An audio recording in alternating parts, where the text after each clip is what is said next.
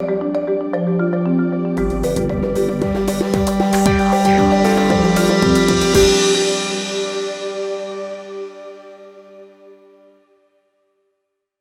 Andy, how are you? I'm really well. How are you, Rebecca? I'm doing well. Looks like you're home in New York. Yes, I call it my home and my office.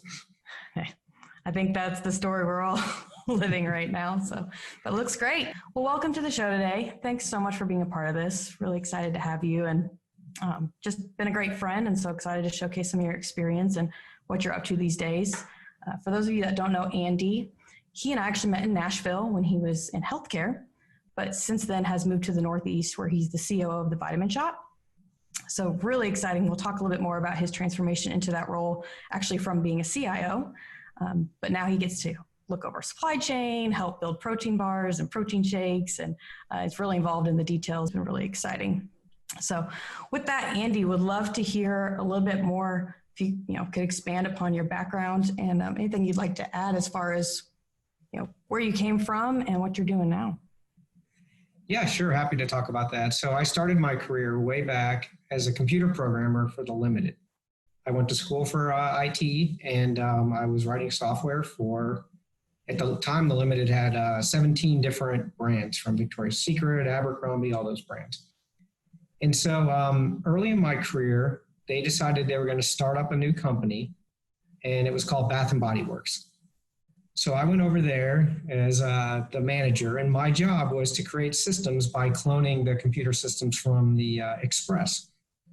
So it was a great opportunity for me, really young in my career, because I was part of a big, giant corporation, the Limited Inc., but I was working in essentially a startup. We just had 10 stores, and we were growing really rapidly, and Bath and Body Works is a thriving company today. So I would say at that moment in my career, when I was in my late 20s, I really switched from being a technologist who worked in retail to really being a retail and a business person that worked in technology. And I would say my entire career was driven by that transformation. Earlier this year at the Vitamin Shoppe, I moved from CTO to COO. And it's really the same concept. It's really taking my passion for the business and my expertise in tech process and getting things done and applying it to other areas of the company. Well, Andy, I've always been impressed by, even though you come from a technical background, you have incredible leadership ability and I've really been good at organizing a team, very communicative. And I think that's what's led you to a greater leadership role where you're at the Vitamin Shoppe. So I'm curious, you've talked about in the past, you have a principle called communicating in threes. Is that a big contributor to your success in leadership? And can you break down exactly what that means? Yeah, I care a lot about that. When you're communicating with people, you always want to start with why. And there's a lot on that you can read, or TED Talk, Simon Sinek is about start with why, right? Why are we doing that? For my leadership style, I always want to spend a lot of time describing the destination. Here's where we're going. And really count on the team to get there. And so when you're communicating anything to anybody, they're not going to remember most of what you said. And so by focusing on 3 bullets, a slide with 3 bullets to me is perfect because that's exactly the right amount that people will remember. A slide looks silly with big 1 bullet on there. And if you have 10, 20 or paragraphs, you're not going to get it. And so the phrase less is more, I think it applies with healthy eating, putting cheese on pizza, and on communicating in business. That's good. I like it. For some reason, pizza gets referenced a lot in the technology world, so that's funny you brought it up. Yeah, it goes hand in hand with this job, right? A lot of late nights. So. Well, and I like the 2 pizza team theory. Have you heard that one? Oh yeah, for Agile, never have a team bigger than 2 pizzas. Another thing that I've really admired about you is also your involvement in the overall retail industry, specifically with NRF. I know you've had a lot of accolades from that community. Can you tell us a little bit more about your passion within that group and how it's helped you in your career? Yeah, some of us in retail compete. We obviously have competitors that we could list, but I think we all do better together. I've seen a lot of that during COVID where we can collaborate. And, when you get to be a director, VP at a company, you should know what you can say and what you can't say. And so industries like the NRF or RILA, those are really great industries to bring people together as a group to talk about and learn from each other. If you hear an idea there that you're not doing, you could consider it for your company. And if you hear that you're doing something no one else is, you can go with some pride that you're ahead of it. And sometimes the industry needs to band together to work with the government or other agencies. So yeah, I'm a huge proponent of that, and I attribute a lot of my success to my partnerships with people growing up in the retail industry. Well, and then, knowing a little bit more about your background, it's been a big reason for getting you to certain new opportunities as well. Relationships that you've developed in the NRF community have led to, future job opportunities, folks you can hire, folks you can partner with. I always say you got to dig the well before you're thirsty. Yep. And so, and I enjoy doing it, fortunately. And the other thing is, when you're in a role like any executive role in a company, CIO, CTO, COO, CFO, no one else in your company has that job, right? I mean, you can talk to your peers, you can talk to your CEO, but you go to an industry event that's all the people that are CIOs now, it's pretty amazing how much people have the same problems. Sometimes you feel like only your problems, your company are unique, but a lot of these problems are the same elsewhere. And talking to other people about them, solving them together, brainstorming, it's just invaluable. I agree. Yeah, that's awesome. Well, I know your role has changed from CTO to COO, but you still have a passion for technology, knowing you. Curious, as far as digital transformation and what you guys are doing at the Vitamin Shoppe, what are your eyes on right now? What are you guys focused on as you move the business towards digital, especially as the industry is changing and your consumers are buying differently? How are you guys leading the company forward, focused on digital transformation? Yeah, I think for digital, what it is for us is really just stepping on the gas. I think that what's happened with the pandemic is it's just accelerated things that were happening anyway. So if we had a slope of digital growing, that's become a steeper slope. And so we need to be there for the customer. So this includes all of the integrated commerce, being able to buy online, pick up in store, buy online, ship to your home, buy in the store, ship to your home. We have a pilot going right now at the Vitamin Shoppe with Instacart. And from when we first met with them till we were live in stores was, 6 weeks, like a really short window. We introduced curbside, and so the ability to do that. Next up for us is integrating that with our Vitamin Shoppe app, so that we can just let the store know you're here, or maybe even with geo-targeting, the store will know, as you're driving up. So yeah, long list of making it easier to shop online, to making it easier to pick your products up. And really for us, it's all about, we want the customer to shop where he or she would like to shop. So don't have to, we'd like you to come to our store. We have a lot of experts. But if that's not convenient or possible for you, we'll be where you are. It's the way to stay competitive. I think that's smart. Consumers want it fast. They want it, next day, if not sooner. The speed of Amazon and the experience of an Apple store or a Nordstrom, and all those things. And that's the expectation. Those people that are really great in those things. So we want to be all that and more to our customers. So this may not fall into your purview right now, but I'm curious, how is security playing into what you're doing around digital transformation? Security is everybody's job. I always put that on a banner. And so whether it's changing your password and not writing on a Post-it, or making sure your personal computer, if you're accessing work, is like virus software that's up to date. So it's everybody's job. Not falling for phishing, thinking twice. So whether your job's the clerk or the CEO or anyone in a company, you need to be educated. You need to understand, and you need to take your time and do things right. So specifically, though, my mantra on security is it has to be built in from the beginning.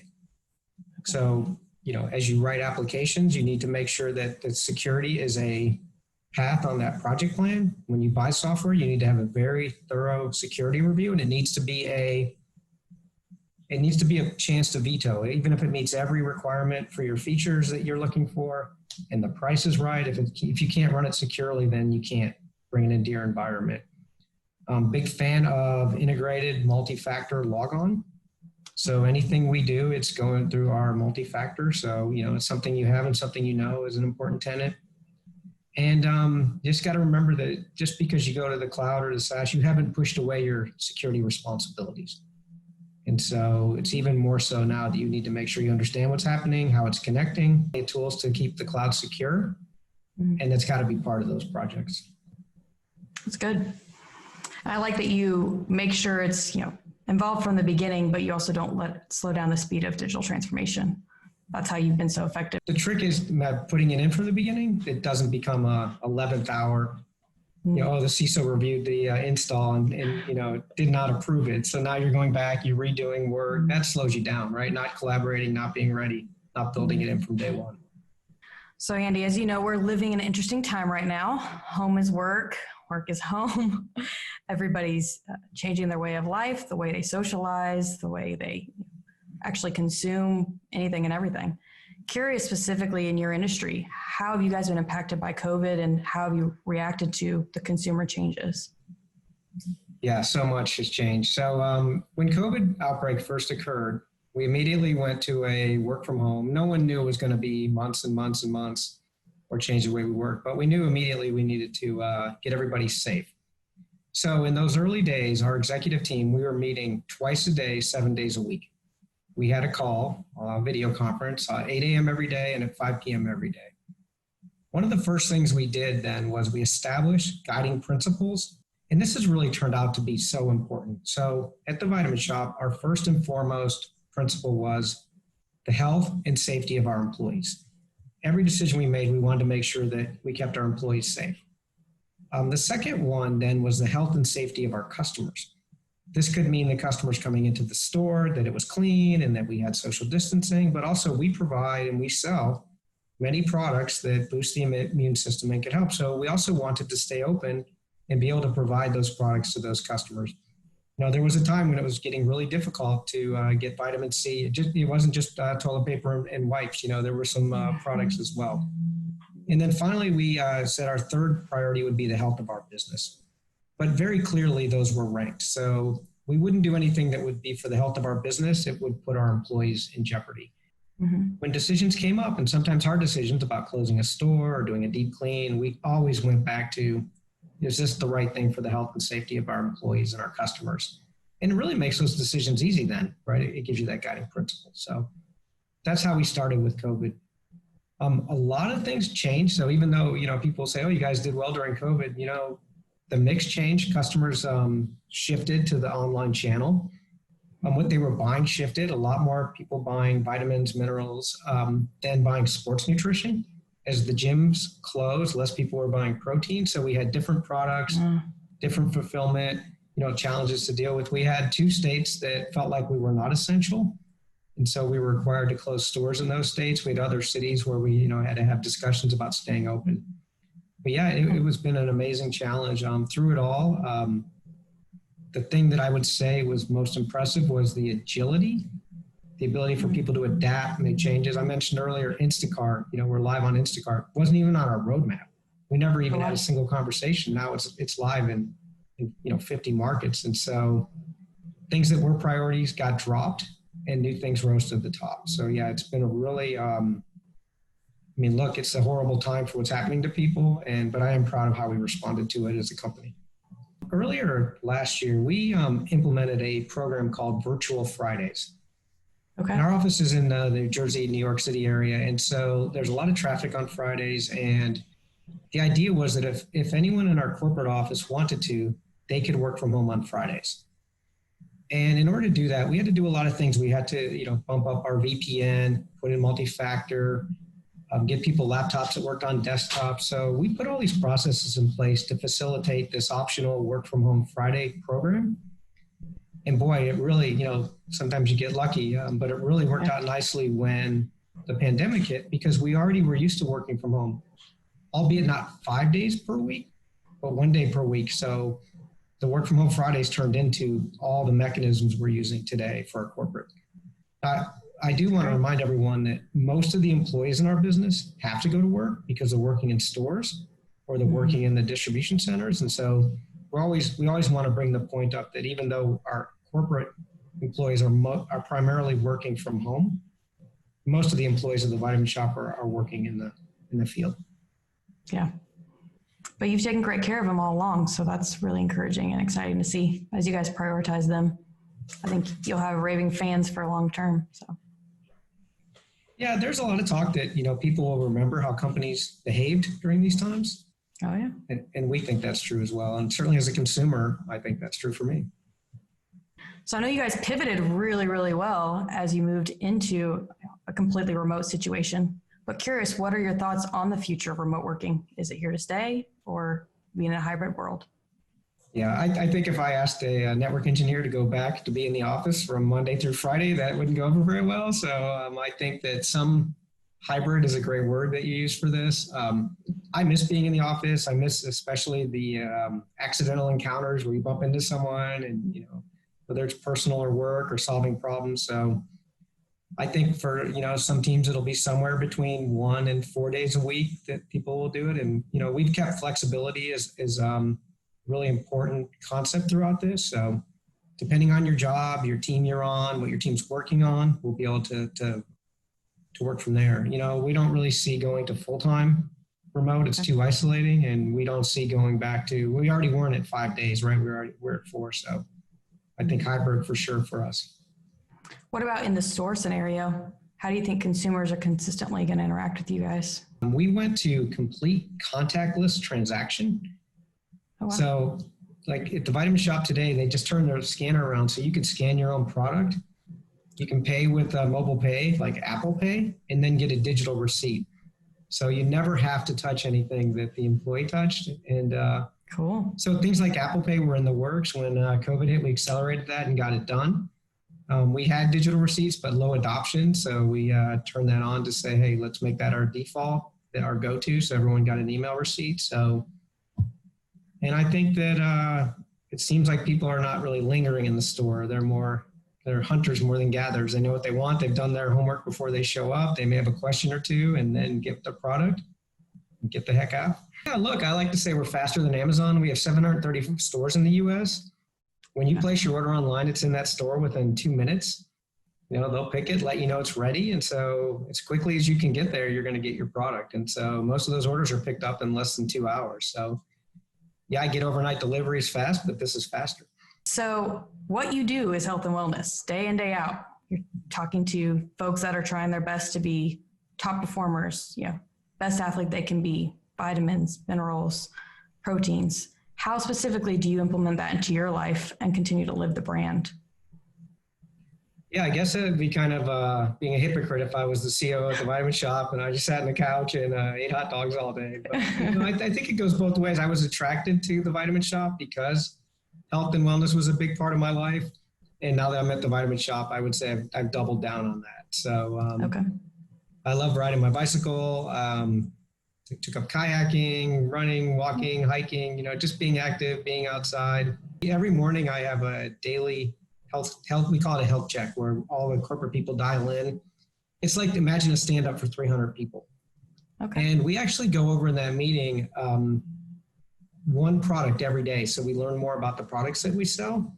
Mm-hmm. And then one of our scientists, every Tuesday, he gives more in depth, and we talk about diabetes, heart disease, prevention, exercise programs. So we've embedded into our culture. Andy, as you mentioned earlier, you're a great networker. You're always trying to keep contacts active, bring in really good people to your organization. So specifically, when you're building a team, what do you look for to really put together a strong performing group? Yeah, first of all, teams are the key to success. I'm a big advocate of agile development and agile work streams, and even using agile concepts across the org outside of just technology. And it's all about work getting done in teams, not just the one hero. So a great quote, I don't know who said it, but I've heard it from many people, is that, all of us are smarter than each of us. Mm-hmm. And so, with teams, you want to have a lot of smart people that are motivated. Diverse teams work the best. I've seen this in my own experience, but there's actually data on it. And so people from all kinds of different backgrounds, whether it's experience, gender, race, just building a really diverse team. All those different ideas flow and bring things together. You need people that are willing to collaborate and are happy to succeed as a team, not looking for individual accolades. They come, right? But that's not their main goal. Main goal is getting something done, feeling part of accomplishment and team. So Andy, we've hit on a couple important points: digital transformation and security, and how you implement those on a day-to-day basis with your role at the Vitamin Shop. I'm curious, how about data, especially since now you have a greater role in the company, you have stakeholders to worry about. Curious, how are you using data and how is it driving the business forward? Yeah, great question. So there's an old saying, retail is detail. We all are really good at logging every transaction and the customer and their name and what they bought and how much they paid.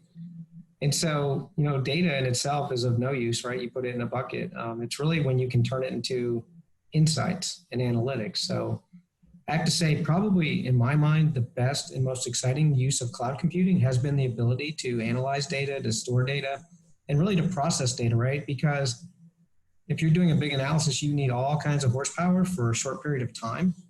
So servers in a data center are just the worst way to do that, because you have idle, but, in a cloud that has elasticity is terrific. But you also need the analysts that understand what you're asking. And really, you would say that I would say the first level is people are asking questions of the data. How many customers bought this? What's their ticket? Who likes that? What sells with that? But really the future is the data telling you things you're not asking. Okay. And so where are their correlations? Where are things related that you never even would occur to you? And really getting into that kind of analysis. So I would say that's the future for retail is getting answers without even knowing the question. I would say that's where we're heading for sure. That's cool. What about being able to spot like buying trends and, basically stock up stores appropriately on that? Have you guys leveraged a lot of data analytics to be prepared for, all of a sudden there being a boost in, vitamin C based on COVID, for example? Yeah, I love this topic. There's a lot out there about Walmart and data around when there's a hurricane. And then, people buy tarps and water, but, a couple things you wouldn't think of is strawberry Pop-Tarts become a top seller. What? Yeah, strawberry Pop-Tarts because it's a favorite flavor and it's a portable food and it's sweet. So manual can openers, because, your power's going to be out. So all kinds of insights inside the data about, what people are looking to buy. One of my favorite analyses we do is when people search on our website but don't find an answer. Okay. So because we're in health and wellness, there may be a new ingredient or nutrient. So people get on there and the early adopters and start looking for it. And we feed that data right into our merchant team to say, oh, this topic is starting to bubble up. We had all kinds of searches, during the early days of the pandemic. We actually had people searching on our website for toilet paper. We don't sell toilet paper and we have not decided to, but people were looking anywhere they could look, and that's funny. So yeah, that's another form of data is just what people are searching for and what they're finding it, what they're not, what people are buying, in their baskets. So we can go on and on because it's just so much power in there. It's really super important. Before you go and make a business decision about product, where to put a store, employees, store hours, you analyze it, and then you make a change. And if in the best world, you can test. Andy, I've enjoyed having you on the show today. And in traditional fashion with everybody I've had on the show, I really like to wrap up with hearing from you. What is the guiding principle that you live by in business? So for me, it's really just do the right thing. It's, no matter what, don't do the easy thing or the expeditious or the one that's going to make you look good. Just always know if it's for the customer, for the employee. That's how you have longevity, by doing the right thing. It's about your integrity. And so, if you're a software developer, you can hard code and be done tonight, or you could work 20 more hours and do it the right way. So it's that, or, negotiations, being fair so that it's fair for both sides, or on and on and on. So yeah, I would say that just always make sure you're doing the right thing. And I would say everybody knows what that is. They don't need more explanation from me about what it is. Trust your intuition on that. Yeah. That's good. Well, thanks again. I loved having you on the show today. Great to see you're home and healthy in New York, and hope to actually hang out in person here soon. Yeah, that would be great. So thank you very much. Thanks for having me.